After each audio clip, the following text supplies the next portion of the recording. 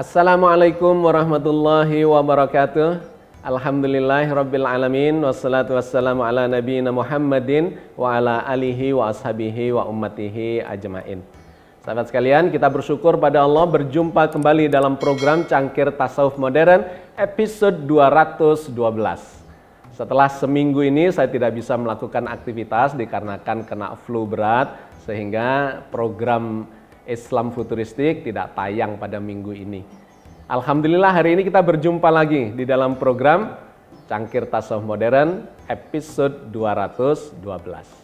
Hari ini kita akan lanjutkan kajian kita masih terkait dengan kalam Allah. Bahwa Allah memiliki sifat kalam dan mutakalliman, maha berbicara dan senantiasa menyampaikan pembicaraannya kepada makhluknya. Dalam sekian banyak episode kita telah melakukan kajiannya bahwa Al-Quran itu kalam Allah ataukah kalam Muhammad, kalam Rasulullah. Kita sudah melakukan klarifikasinya. Apakah Al-Quran itu kalam Allah ataukah kalam malaikat Jibril? Kita juga sudah melakukan klarifikasinya. Lantas bagaimana kalam Allah disampaikan kepada Nabi dan Rasul melalui 3 mekanisme? Mekanisme pewahyuan langsung ke dalam jiwanya, atau di balik tabir, atau melalui utusan. Kita juga sudah melakukan kajiannya. Bahkan bagaimana kalam Allah itu disampaikan kepada semua makhluk Allah, mulai dari malaikat, jin dan iblis, manusia, binatang, tumbuhan, langit dan bumi, dan seluruh makhluknya itu. Sahabat sekalian, kita sudah melakukan kajian secara terperinci, detail, komprehensif, dan holistik. Hari ini kita akan progres lagi dengan sebuah pertanyaan yang disampaikan oleh seorang kawan kita di dalam forum kita. Dia mempertanyakan sebuah pertanyaan klasik sesungguhnya. Ini adalah debat yang sudah sangat lama, ratusan tahun yang lalu dipertanyakan kembali. Apakah Al-Quran itu makhluk ataukah bukan? Karena ada yang berpendapat bahwa Al-Quran itu bukan makhluk dikarenakan dia kalam Allah. Maka dia adalah bagian dari eksistensi ketuhanan. Tetapi ada yang berpendapat bahwa Al-Quran itu sesungguhnya makhluk, berbeda dengan Allah atau berbeda dengan kalam Allah itu sendiri. Perdebatan ini pernah memuncak di zamannya kekhalifahan atau dinasti Abbasiyah, dan diskusinya sedemikian kerasnya dan tajamnya sampai kemudian memunculkan korban-korban jiwa. Hari ini kita akan melakukan klarifikasinya, tentu dengan cara merujuk kembali ke dalam Al-Quran Al-Karim. Karena itulah rujukan yang paling otoritatif yang harus kita jadikan pedoman pemahaman terhadap informasi-informasi keagamaan kita. Allah memang mengajarkan di dalam Al-Quran itu sendiri bahwa rujukan yang paling awal, paling pertama, paling otoritatif itu ya kepada Al-Quran Al-Karim. Kalau terjadi perbedaan, maka nanti kemudian perbedaan itu tetap harus dikembalikan kepada Al-Quran Al-Karim atau kepada Rasul ketika Rasulullah masih hidup. Tetapi ketika Rasul sudah wafat, maka tentu saja rujukan utamanya adalah kepada Al-Quran Al-Karim sebagai firman Allah. Allah berfirman di dalam surat An-Nisa ayat 59. Ya ayyuhalladzina amanu atiullaha wa atiur rasula wa ulil amri minkum. Fa in tanazza'tum fi syai'in farudduhu ilallahi wa rasuli in kuntum tu'minuna billahi wal yaumil akhir dzalika khairu wa ahsanu ta'wila. Hai orang-orang yang beriman, taatilah Allah dan taatilah Rasul dan ulil amri atau ulama di antara kalian. Kemudian jika kalian berlainan pendapat tentang sesuatu, maka kembalikanlah ia kepada Allah dan Rasul. Jika kamu benar-benar beriman kepada Allah dan hari kemudian, yang demikian itu lebih utama bagimu dan lebih baik akibatnya. Menarik, ayat ini memberikan hierarki cara merujuk atau mengambil sumber hukum di dalam Islam ini. Yang pertama adalah kepada Allah, artinya kepada firman-firmannya di dalam Al-Quran Al-Karim. Yang kedua adalah kepada Rasulnya, yang kemudian digambarkan sebagai keteladanan atau sunnah beliau, yang kemudian dikabarkan melalui hadis-hadis, melalui berbagai periwayatannya.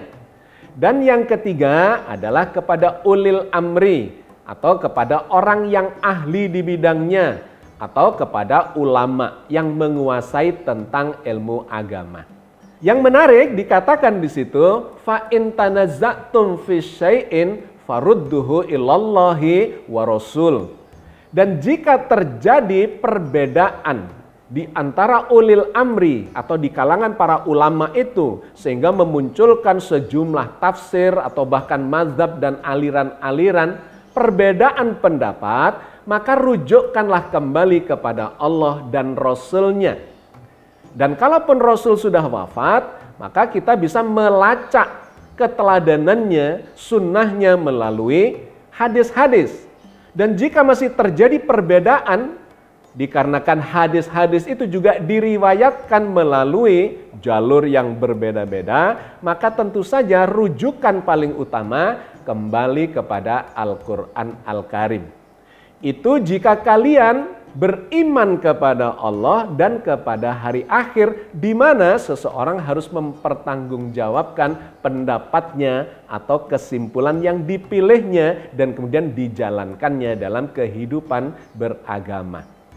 Sahabat sekalian, poin pentingnya adalah ketika terjadi perbedaan pendapat, maka ujung-ujungnya adalah mengacu kembali kepada Al-Quran Al-Karim.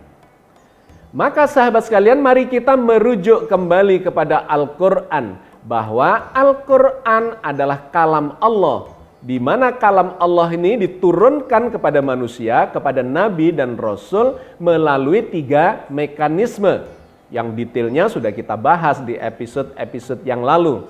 Tetapi poinnya adalah kalam Allah disampaikan kepada Nabi dan Rasul melalui 3 mekanisme. Yang pertama, wahyu langsung ke dalam jiwanya. Yang kedua, melalui balik tabir. Ada suaranya, tetapi tidak ada wujudnya. Karena wujud Allah, zat Allah itu memang tidak mungkin diwadahi oleh jagat raya sekalipun. Yang ketiga adalah melalui utusan. Nah, kita sudah melakukan sejumlah kajian bahwa ada kalam, itu adalah sifat ilahiyah, maha berbicara. Kemudian ada qaul, yaitu ketika Nabi mengatakan kalam itu kepada umatnya. Atau malaikat yang mengatakan, menyampaikan kalam itu, mengatakan kepada Nabi Muhammad, dan Nabi Muhammad menyampaikan kepada umatnya. Jadi ketika kita bicara kalam, maka kalam itu bersifat ilahiyah. Kita bisa membaca ini salah satunya di dalam surat Asy-Syura ayat 51.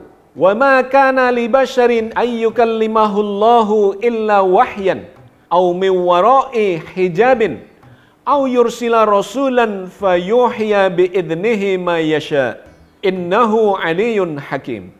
Dan tidak mungkin bagi seorang manusia pun bahwa Allah berkata-kata dengan dia kecuali dengan perantaraan wahyu atau di belakang tabir atau dengan mengutus seorang utusan lalu diwahyukan kepadanya dengan seizinnya apa yang dia kehendaki.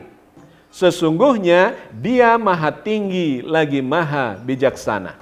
Jadi ini adalah salah satu ayat yang mengatakan atau menyampaikan informasi di mana Allah memiliki sifat kalam, maha berbicara, dan mutakalliman, menyampaikan, senantiasa selalu menyampaikan pembicaraan kepada makhluknya. Lantas ada yang membandingkan ini dengan ayat yang lain yang kemudian mengatakan bahwa memang Al-Quran itu bukan perkataan manusia. Allah menginformasikan terkait dengan hal itu di dalam surat Al-Mudaththir ayat 24 dan 25. Ketika orang-orang yang ingkar meragukan Al-Quran ini kalam Allah. Dia mengatakan ini kayaknya ucapan manusia. Faqala in hadza illa sihru yu'thar, in hadza illa qaulul bashar.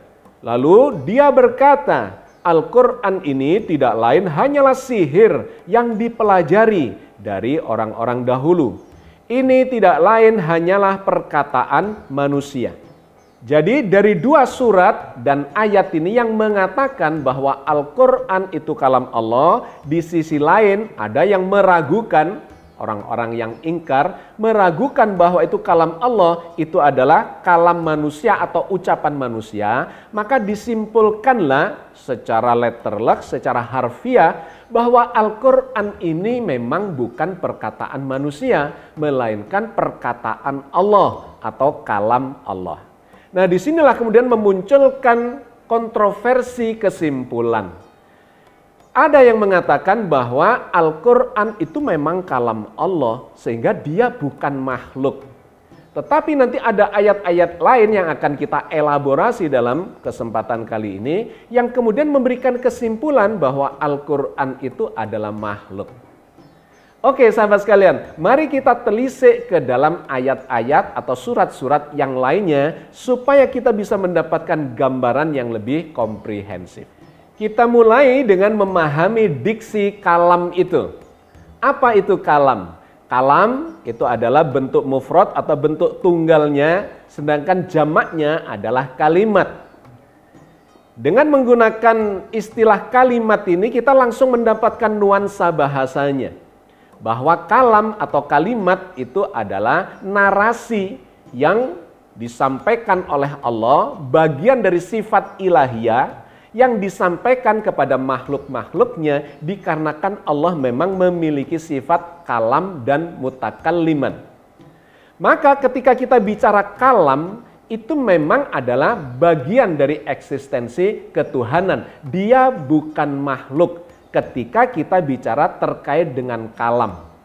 Tetapi masalahnya ketika kalam itu disampaikan oleh Allah kepada malaikat, kemudian juga disimpan di Lauhul Mahfudz, bahkan kalam ini kemudian disampaikan dalam bentuk perkataan-perkataan kepada manusia dan bahkan makhluk-makhluk yang lain, maka di sini terjadi perubahan dari eksistensi yang bersifat ilahiyah itu menjadi bersifat kemakhlukan. Maka kita bisa melihat itu di dalam berbagai surat, berbagai ayat di dalam Al-Quran Al-Karim. Bahwa kalam Allah itu ketika disampaikan mutakalliman, maka dia akan menjadi dua bentukan. Yang pertama, kalam itu akan menjadi kalimat-kalimat yang bersifat qauliyah. Inilah yang kemudian diturunkan sebagai wahyu menjadi kitab suci. Termasuk Al-Quran, Injil, Taurat, Zabur, itu adalah kalam Allah yang sudah disampaikan melalui sifat mutakalliman, kemudian menjadi wahyu, dan wahyu itu dirupakan menjadi kitab suci. Itu adalah format atau bentukan yang pertama, perubahan dari kalam menjadi ayat-ayat qauliyah. Dan yang kedua, kalam ini juga kemudian berubah menjadi ayat-ayat kauniyah. Yaitu ketika Allah mengatakan dengan kalamnya kun, sehingga kata kun, kalamnya itu berubah menjadi makhluk yang dikehendakinya. Kita bisa menemukan dalam sejumlah ayat terkait bentukan ayat-ayat qauliyah dengan ayat-ayat kauniyah ini. Yang pertama, mari kita telisik kalimat Allah atau kalam Allah yang berubah menjadi makhluk melalui kata kun itu. Di antaranya disampaikan Allah di dalam surat Al-Baqarah ayat 117. Badi'us samawati wal ard wa idza qada amran fa innama yaqulu lahu kun fayakun. Allah pencipta langit dan bumi. Dan bila dia berkehendak untuk menciptakan sesuatu, maka cukuplah dia hanya mengatakan kepadanya, jadilah, lalu menjadilah ia. Dari ayat ini kita memahami bahwa kalam Allah, kalimat Allah itu ketika diucapkan mutakalliman, maka berubah menjadi makhluk melalui kalimat kun. Jadilah, kalimat perintah untuk menciptakan. Fa yakun, maka menjadilah seluruh makhluk yang dikehendakinya, jagat raya, langit dan bumi dengan segala isinya itu. Kalam Allah berubah menjadi makhluk. Jadi ketika itu disebut kalam, memang itu adalah bagian dari sifat atau eksistensi ketuhanan. Tetapi ketika mutakalliman disampaikan, diucapkan, maka itu bisa berubah menjadi makhluk. Di antaranya terkait dengan penciptaan jagat raya ini. Karena itu di surat yang berbeda, dalam surat Luqman ayat 26 dan 27 digambarkan lebih jauh. Kalam Allah yang dirupakan sebagai makhluk. Yang kalau kita mencoba menuliskan kalam Allah itu atau kalimat-kalimat Allah itu, niscaya tidak akan ada habis-habisnya. Meskipun kita menggunakan samudra dijadikan tinta, ranting-ranting pohon dijadikan pena, ditambah 7 lautan atau samudra lagi tintanya itu untuk menuliskan kalimat-kalimat Allah, maka niscaya tidak akan ada habisnya. Allah menggambarkan kalimatnya dalam bentuk ciptaan di seluruh penjuru alam semesta. Lillahi ma fis samawati wal ard, innallaha huwal ghaniyul hamid. Kepunyaan Allah lah apa yang di langit dan yang di bumi. Sesungguhnya Allah dialah yang maha kaya lagi maha terpuji. Walau annama fil ardi min syajaratin aklamu wal bahru yamudduhu min ba'dihi sab'atu abhurim ma nafidat kalimatullah innallaha azizun hakim. Dan seandainya pohon-pohon di bumi menjadi pena dan laut menjadi tinta, ditambahkan kepadanya 7 laut lagi sesudah keringnya, niscaya tidak akan habis-habisnya dituliskan kalimat Allah. Sesungguhnya Allah maha perkasa lagi maha bijaksana. Jadi sifat kalam Allah itu yang tadinya berupa eksistensi ilahiyah, eksistensi ketuhanan, kemudian menjadi memakhluk melalui kalimat perintah kun itu. Menjadilah seluruh makhluknya. Ini yang kemudian kita kenal sebagai ayat-ayat kauniyah. Ayat-ayat ciptaan Allah yang muncul dari kalimatnya. Maka pemahaman terhadap kalam itu memang tidak selalu itu bersifat ilahiyah, tetapi juga bersifat makhluk dikarenakan Allah sudah menyampaikan melalui sifatnya mutakalliman. Bahkan bukan hanya menciptakan jagat raya ini, ada salah satu diksi kalimat Allah yang kemudian disalah persepsi dikarenakan menggambarkan Nabi Isa itu diciptakan Allah melalui kalimatnya, dan kemudian ada yang mensalah persepsikan bahwa Nabi Isa itu adalah bagian dari ketuhanan. Nah, itu disampaikan oleh Allah di dalam surat An-Nisa ayat 171. Ya ahlal kitabi la taghlu fi dinikum wa la taqulu 'ala Allahi illal haq. Innamal masihu Isa bin Maryam Rasulullah wa kalimatuh alqaha ila Maryam wa ruhum minhu. Fa aminu billahi wa rusulihi wala taqulu salasah intahu khairan lakum innamallahu ilahu wahid subhanahu ayyakuna lahu walad lahu ma fis samawati wa ma fil ard wa kafa billahi wakila. Wahai ahli kitab, Janganlah kamu melampaui batas dalam agamamu, dan janganlah kamu mengatakan terhadap Allah kecuali yang benar. Sesungguhnya Al-Masih, Isa putra Maryam itu adalah utusan Allah dan kalimatnya yang disampaikannya kepada Maryam dan roh darinya. Maka berimanlah kamu kepada Allah dan Rasul-Rasulnya. Dan janganlah kamu mengatakan Tuhan itu tiga. Berhentilah dari ucapan itu. Itu lebih baik bagimu. Sesungguhnya Allah Tuhan yang Maha Esa. Maha suci Allah dari mempunyai anak. Segala yang di langit dan di bumi adalah kepunyaannya. Cukuplah Allah menjadi pemelihara. Dengan sangat jelas ayat ini menggambarkan bahwa Nabi Isa yang disebut diciptakan dengan kalimatnya itu, atau bahkan disebut sebagai kalimatuhu, kalimatnya yang kemudian ditiupi roh olehnya, itu bukanlah bagian dari ketuhanan. Diperingatkan itu para ahli kitab yang menjadikan Nabi Isa sebagai bagian dari ketuhanan itu, bahkan salah satu dari yang tiga katanya, hanya dikarenakan salah satunya disebut sebagai kalimatuhu, kalimat Allah. Artinya sifat Allah yang kalam dan mutakaliman itu melekat pada dirinya sebagai eksistensi ketuhanan ketika belum diturunkan derajatnya menjadi makhluk melalui kalimat itu juga. Allah bisa mengatakan dengan kalamnya kun, maka menjadilah seluruh yang dikehendakinya, termasuk Nabi Isa yang disebut dengan sangat jelas dia adalah putra dari Siti Maryam, bukan anak Tuhan. Jadi sahabat sekalian, kita melihat bahwa kalam Allah itu tidak selalu kemudian dimaknai sebagai bagian dari eksistensi ketuhanan dan tidak bisa disebut sebagai makhluk.